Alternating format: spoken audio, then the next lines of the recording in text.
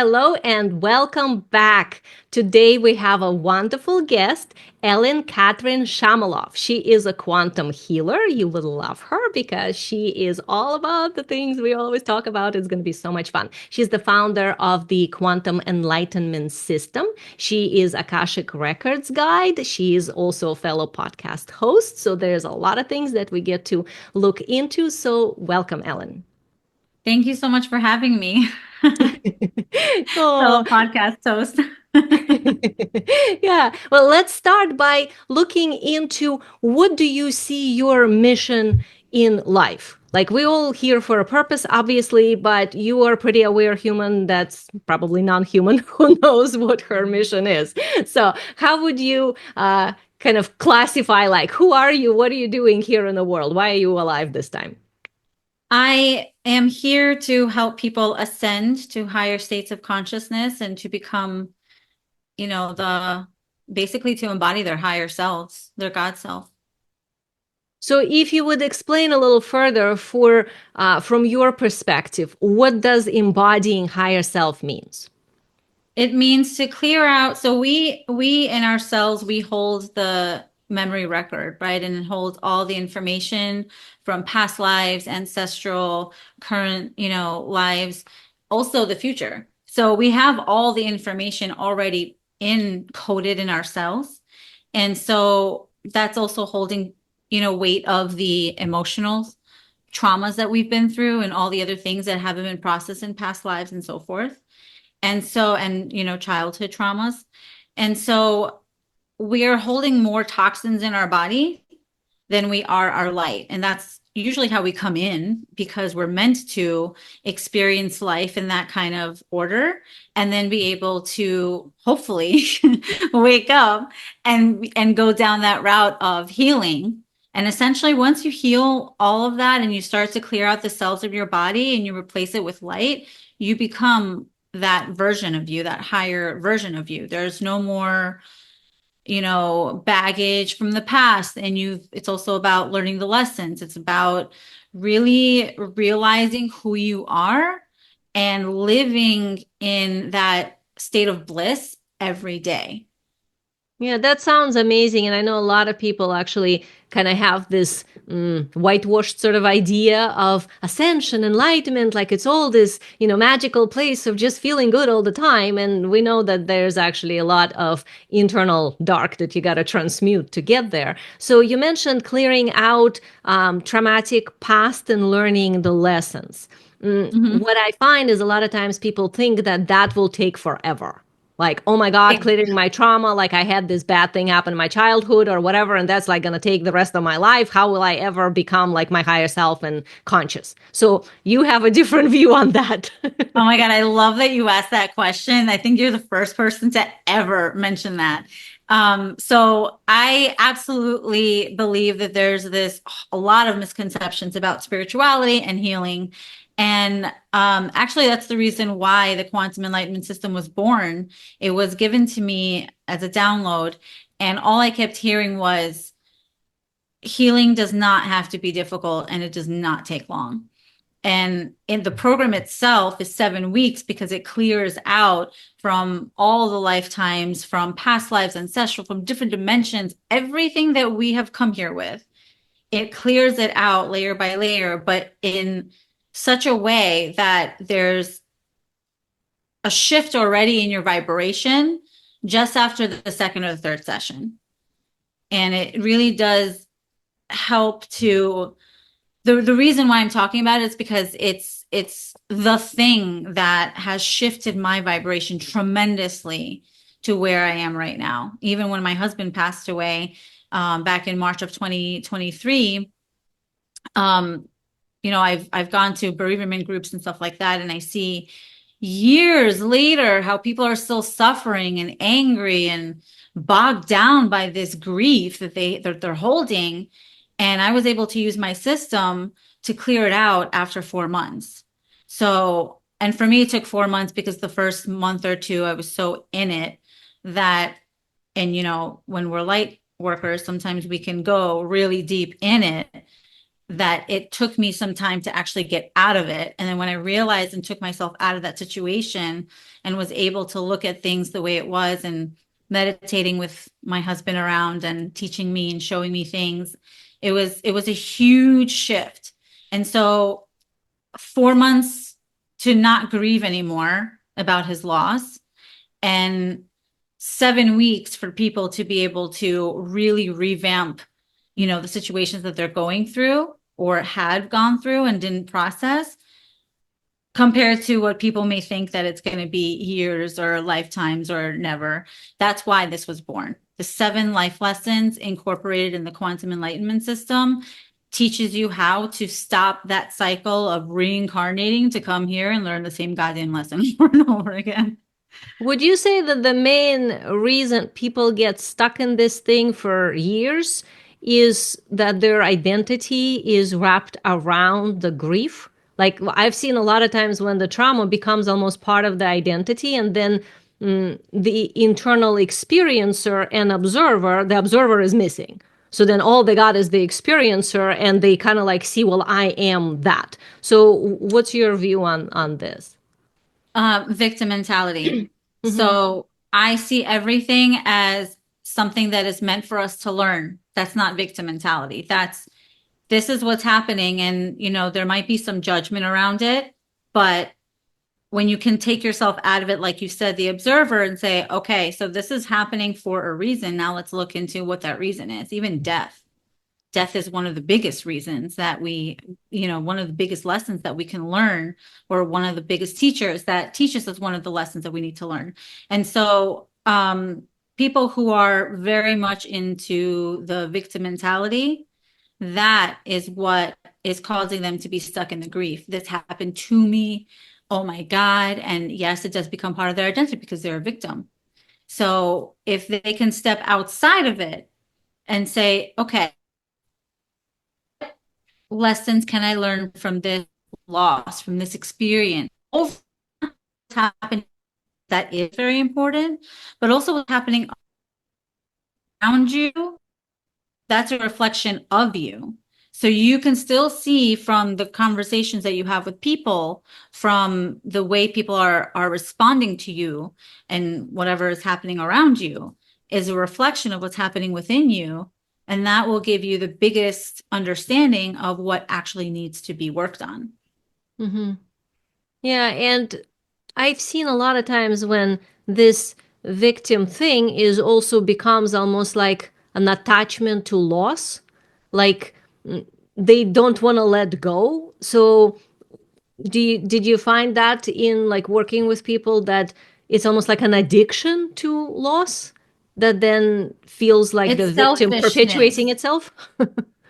I don't see that. I see more of like people are selfish, you Mm-hmm. know, and I'm sorry to say that, but when someone dies, Mm-hmm. you're really grieving the fact their body is not here with you anymore. You're Mm-hmm. grieving that energy, that matter created is not going to be with you, and it's about you. It's about, what did I just lose from this situation, right? Yeah. And then they get caught up in that. And that to me is selfish. And I'll say, because, when my husband told me that he was suicidal, I literally heard in my head, before I could say anything, do not say anything. That's what I heard. Do not say anything. And I'm having an argument in my head. Why should I not say anything? He's about to go kill himself. No, it's his journey. You need to let him have his journey. And in my mind, while he's talking to me and telling me this stuff, I'm having this argument and thinking, I have to sit here and watch this. I have to sit here and watch him talk about how he wants to kill himself, and I cannot say anything. And to me, that was selfless, because do you think I didn't think about how this is going to damage our family, how my son is going to go through not having a father and what that abandonment was going to look like for him? I could have been selfish and stopped him and said, no, you have to work on yourself. You have to do this. You have to do that. But part of my journey, I learned, because one of the things that were in our marriage was we were constantly getting involved in each other's, like, we were putting our own intention of what we wanted them to heal. Again, selfish, what we wanted for ourselves, but it wasn't really just for the partner. You know what I mean? Absolutely. And so for him, when this came up, I remembered that I needed to stay in my lane. I needed to respect that he has his own journey and respect that if this is something that's coming up for him, I can only help him if he asks me for help. I can only give him my advice and talk to him and do things for him if he's asking for it. And we've had conversations. He told me how he felt. He told me all these things.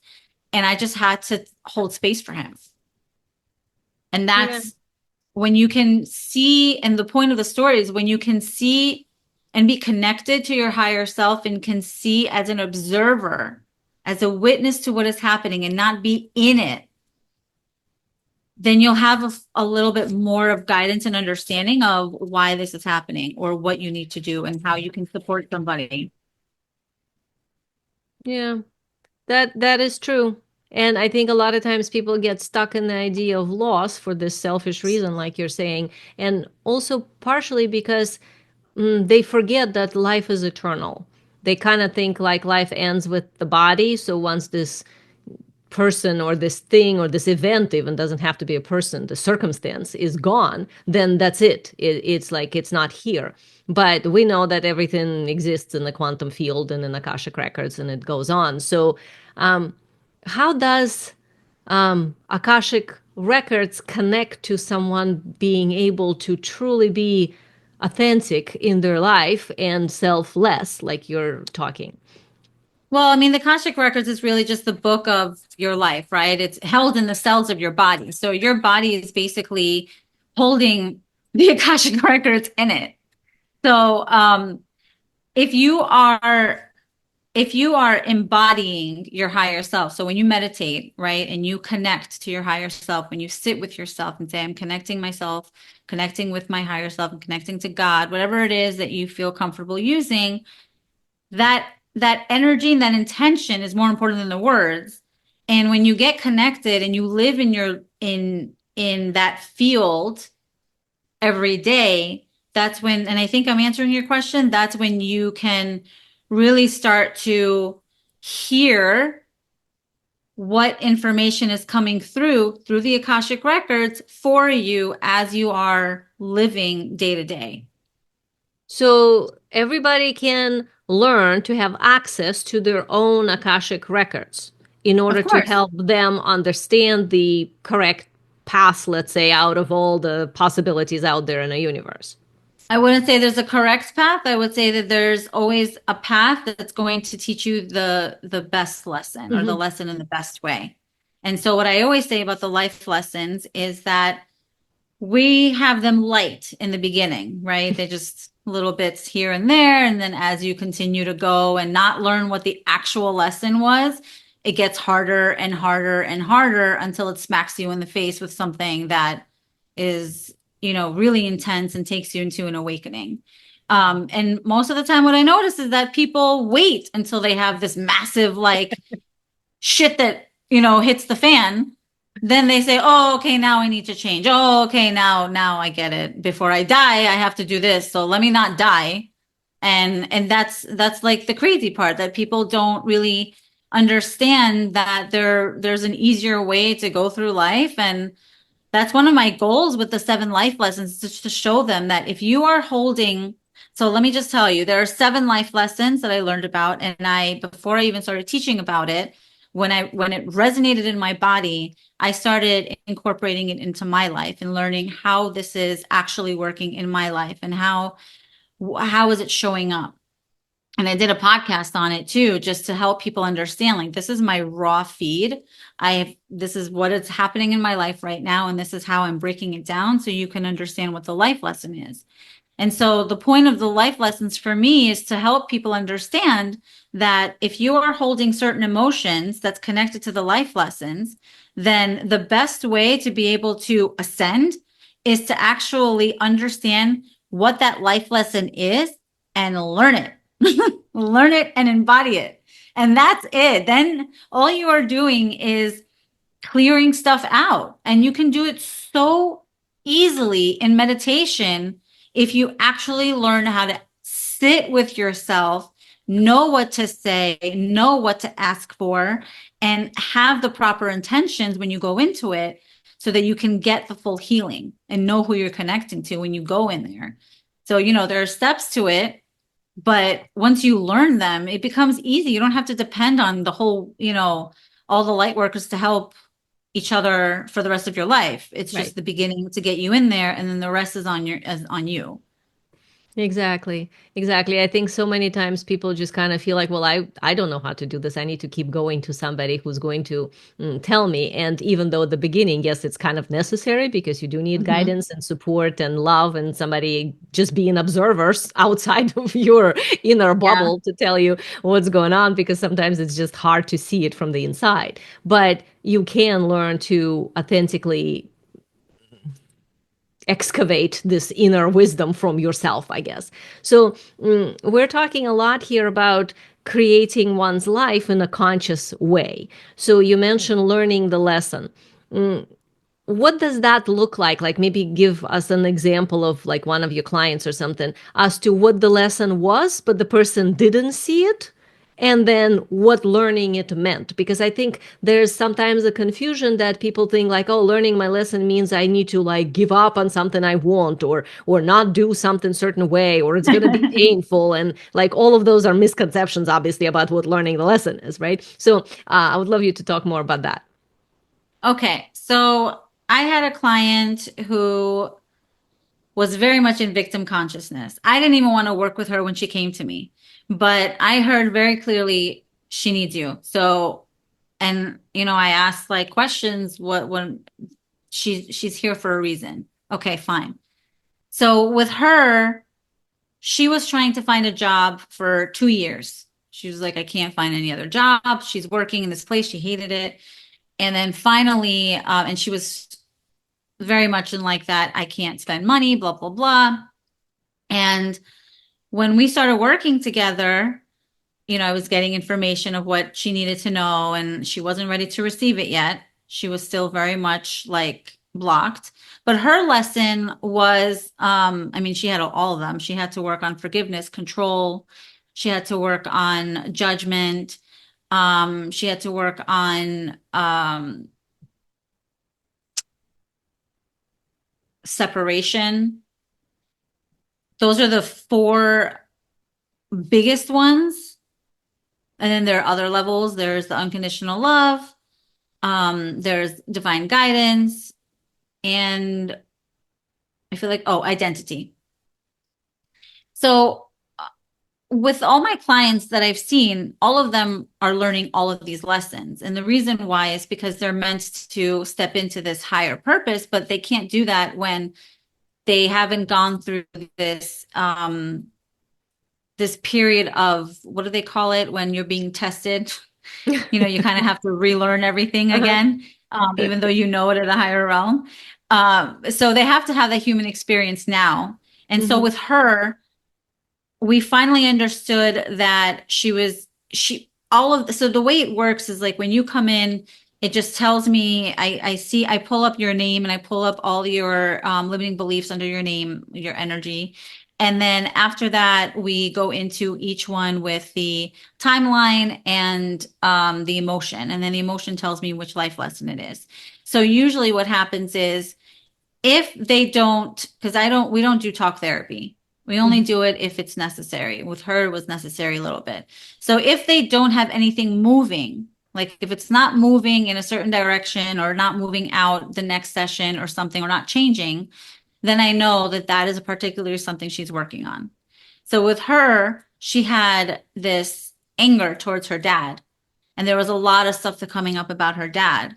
So she learned the lesson that she had to have, she chose her dad. She had to have her dad as her dad because he taught her certain things and how to be. And she actually started taking more gratitude towards the choice that she had, and the gratitude towards all the bad things that were happening with that her dad had put her through. because it shaped her. It helped her learn. And this is all stuff that she was telling me, that she understood that this was the lesson that she needed. She had to learn the lesson of forgiveness. So she forgave herself first for having this judgment against her dad, and then forgave her dad for, having this identity and whatever he was playing out for her.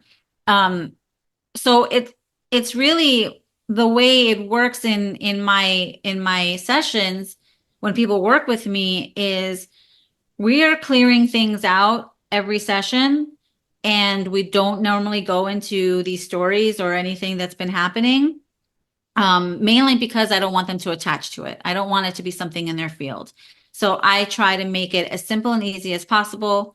Let's clear this out from this timeline. Let's clear this out from here, wherever it's been in your body. And that's that. And then we learn the lesson as we go when something major comes up, if it does come up. And if it doesn't, like I said, that's what tells me something is there. And then I get information about it and guide them through it. Mhm. So with the life lessons, I don't think there's been anybody who's come to me that has not had to work through those life lessons. And what's beautiful about it is that you don't have to replay it in your head. You don't have to keep on replaying it over and over again. When you go to past life regression and we don't do any of that because it's not necessary for the healing. What we do is feel it to heal it, and it's feeling it in an instant and it's gone. And that's one of the things that my guides had taught me, that it does not have to be this drawn out process that's so painful. It can be quick and easy, just like this, and this is how it's going to be done. And that's the beauty of this program, that it actually does take someone from the state of nervousness to the state of bliss. So the results with her is obviously from forgiving her dad and all this other stuff that came through. I think after 4 sessions, she got 2 job offers, both that she was like, I don't know what to do with them because they're both really good. And she was so shocked because her energy started opening up and she started feeling more calmer. She started feeling like she was going more with the flow. She let go of control, and she was just telling me how happy she was because before she was very depressed and miserable, and more of bliss was coming to her, or happiness and joy, and just like this feeling of gratitude for everything that she's been through to get to where she is now. Well, yeah, and she broke the dysfunctional cycle, so she's able to, stand in her higher self. Sounds totally awesome. That's a great Yeah, story. exactly. Yeah. Yeah. I mean, I've had like crazy amount of stories that people tell me. I have to tell you, there's this woman who, and that wasn't even my intention, but it's just something I guess that happened. There's this woman who lost her voice after her son died. He also died of suicide. And after that, she lost her voice. She was very raspy. She could barely speak. I was thinking to myself, how is she going to do any of the things that we need to do on the call if she can barely speak? But we went through it, and she texted me a day later and said, 70% of my voice came back after our session. Just from that small, she wasn't even my client. She was just someone who came and got a free session. So to me, that's magic. That is showing you that if you just clear one small thing and open up your energy, you can have such magical results coming to you as long as you know that you're clearing on a cellular level. Absolutely. Yeah. And it sounds like in a lot of things you're mentioning your energy guides, right? Like your connection to non-linear, non-physical, that seems to play like a major role in your business as well. Like in mine as well. I'm one of those weird business coaches that like talks to all sorts of people that's not here and then like downloads things and read things and everything. So I get that. But I know that for a lot of people in the audience, that might be like either that they have this connection, but they terrified to apply it into business, or they have a business that's working and want to apply more of it. And either way, it kind of feels like almost like they like, can I really? Is it? But like you and I, we both run our businesses pretty much in direct access. So, can you speak a little bit about like what does it feel like to have non-physical friends as your team when you're running your like material business with clients and Yeah. money and things like that? I always thought it was normal Yeah. because when I was little, I used to talk to spirits and stuff like that. I didn't know what they looked like, but I used to talk to spirits and all these things, and I used to talk to God and angels and whatever. So I always thought it was something normal. I got scared after a while because I think I don't know, I was very young and the spirit actually showed herself to me. And that's when I was like, oh no, what did I do? I'm freaking out here. I can't tell anyone because then they're going to think I'm nuts at this young age, seeing things or whatever. So I literally like had to shut myself down. And then when I met my husband, he was my catalyst to kind of waking up. Not kind of, but he was my catalyst to waking up. Um, so I was more in tune now that intuition exists and all these things. And it was like this new concept for me, which is what people are probably going through. And when I started to learn more about it and, meet other healers and they were doing this thing, I started to realize that I had my team too, but it took me some time to actually accept it because I knew the team was powerful.